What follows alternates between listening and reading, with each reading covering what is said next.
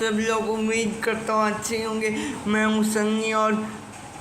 अभी 2-3 दिन पहले ही है हमारे भारत देश के अंदर ZEE5 के ऊपर एक हिस्टोरिकल वेब सीरीज लॉन्च की गई है जिसका नाम है ताज बाय ब्लड।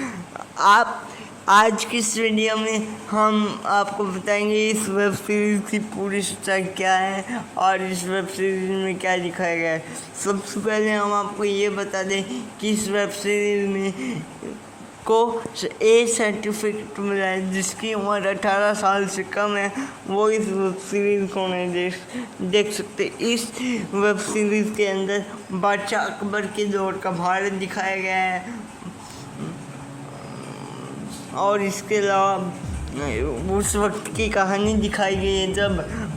भारत के ज़्यादातर इलाकों पर मुग़ल एम्पायर यानी भारत का राज हुआ करता था। अब बात कर लेते हैं आगे की स्टोरी की। तो वैसे तो जलालुद्दीन अकबर इसमें बहुत बड़ा,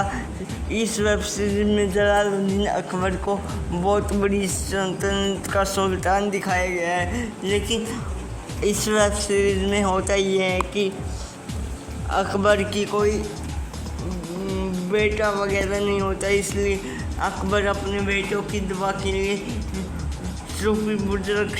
सलाम चिश्ती के पास जाता है और वहाँ पर दुआ कराने के लिए दुआ की बदौलत अकबर को दो बेटे मिलते हैं जिसमें हसन और हुसैन होते हैं। लेकिन वो दोनों बेटे उन दोनों बेटों की मौत हो जाती है और इस वेब सीरीज में आगे की कहानी ये दिखाई गया है कि फिर से अकबर को 3 और बेटे होते हैं जिसमें एक का नाम होता है जामियाल, एक का नाम होता है सलीम, एक का नाम होता है मुराद। आगे की कहानी उस वक्त से स्टार्ट होती है जब बादशाह अकबर की तरफ से ये ऐलान कर दिया जाता है कि अब से मेरी सल्तनत का वारिस उम्र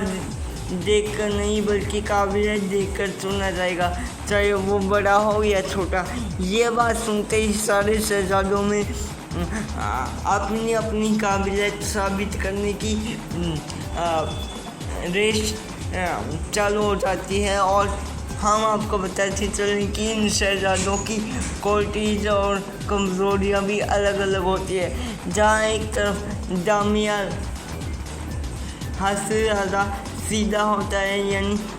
लेकिन हर कोई उसके सीधेपन का फ़ायदा उठाता है, और जहाँ एक तरफ मुराद होता तो पूरा घमंडी इंसान होता है। अब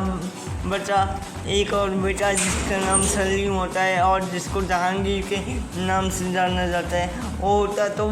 एक ताकतवर और होशियार इंसान होता है, लेकिन गलत चीज़ों में पड़ा रहता है और अक्सर बेवकूफ़ियों के फैसलों के चक्कर में ही मारा जाता है। और इस वेब सीरीज बार बार अनारकली नाम के उस कैरेक्टर को दिखाने की कोशिश की गई है और अकबर को एक ख़राब बादशाह के तौर पर दिखाने की कोशिश की गई है। और हम आपको बताते चले कि अकबर का रोल जिस एक्टर ने इसमें प्ले किया है उस एक्टर की आवाज़ से आपको ऐसा लगेगा आप राजाओं महाराजाओं के दौर में पहुंच गए हैं। उनके डायलॉग बोलने का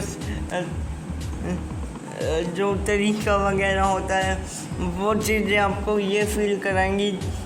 मानो आप खुद बादशाहों के दौर में पहुंच गए हैं। और इसमें जितने भी करैक्टर दिखाए गए हैं, कुछ करैक्टर को छोड़कर बाकी सारे करैक्टर मतलब सभी कुछ करैक्टरों ने कुछ किरदारों ने अपना काम बाखूबी अंजाम दिया है, लेकिन बाकी जो वेब सीरीज़ की कहानी है वो अपनी तरफ से तोड़ मरोड़ कर पेश की गई है। और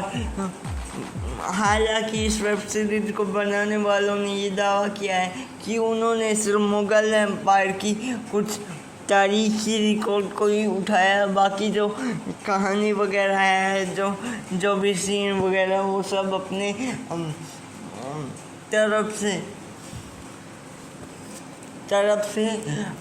लगा दिया गया है, और जो कहानी वगैरह है वो सब भी अपनी तरफ से ही लिख दी गई है। और अगर आप इस वेब सीरीज को देखना चाहते हैं तो हम आपको बताते चलें, मैं आपसे रिक्वेस्ट करूँगा कि आप इस वेब सीरीज को बिल्कुल ना देखें, बिल्कुल भी ना देखें,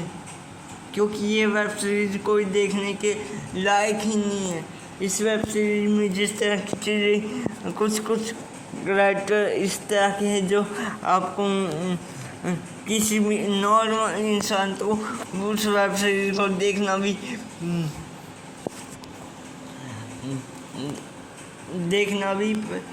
देख भी नहीं पाएगा। और हर एपिसोड के सीजन में जो ये फर्स्ट सीजन लिखा आ रहा है, ये दावा किया जा रहा है कि सिर्फ ये फर्स्ट सीजन है, और इसके हर सीजन में 10 एपिसोड, और ये दावा किया जा रहा है कि अभी सिर्फ ये फर्स्ट सीजन है, यानी इसके अलावा भी और भी सीजन आएंगे अभी, और हर सीजन के कुल 10 एपिसोड से मिलाकर इस वेब सीरीज को बनाया गया। इस वेब सीरीज को बनाने वालों ने ये इस चीज़ का ध्यान ज़्यादा रखा है कि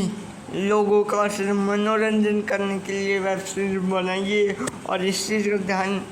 कम रखा है कि ये बनाने वालों ने तो इस वेब सीरीज को ऐसा बनाया है कि उन लोगों ने ये कम ध्यान रखा है कि ये वेब सीरीज जो है